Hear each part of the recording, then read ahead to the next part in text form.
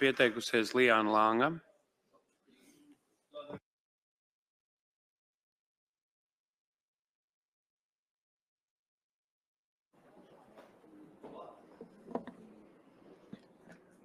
Labdien, cienījamie deputāti, godāmais Plinera kungs un cienījamā Sohins kundze.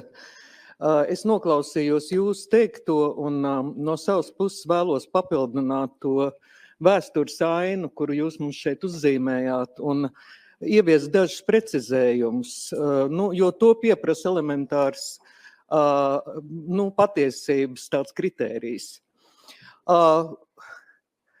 Plinera kungs pieminēja kārtību, kāda bija Latvijas teritorijā Krievijas koloniālismu noziegumu laikā šeit.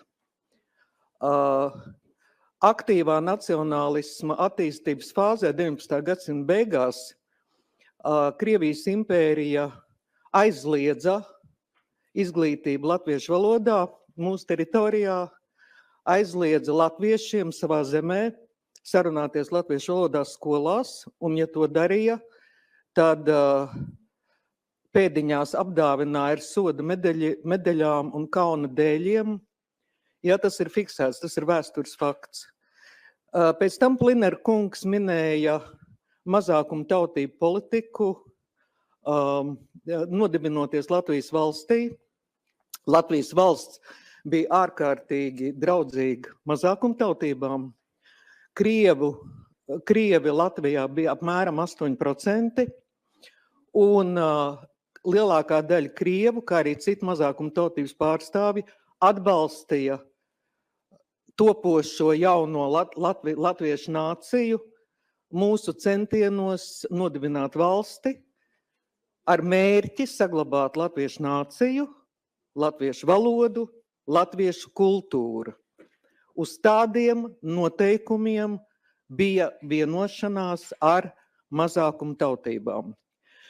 Pēc tam pieminot Staļina laikus un tādus citus laikus, Plinera kungs aizmirsa pastāstīt rīdziniekiem, visiem Latvijā, kuri klausās, ka 40. gadā notika agresijas noziegums, okupācijas noziegums, pārņemot šo teritoriju, veicot genocīdu un īstenojot 50 gadus rusifikācijas nozieguma politiku.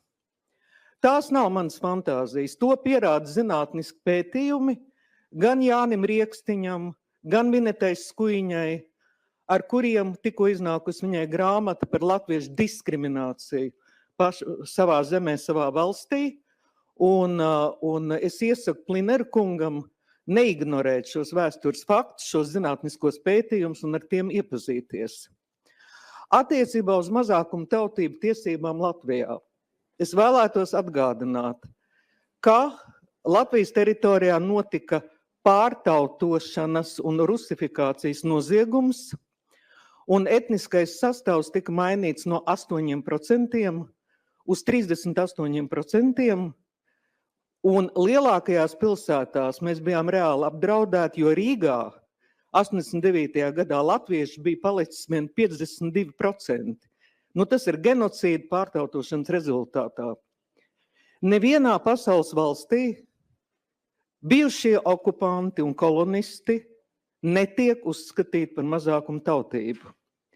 Piemēram, pēc koloniālisma perioda beigšanās Alžīrā, franči Alžīrijā netiek uzskatīti par mazākumu tautību. Ja? Šādas prakses nav nekur.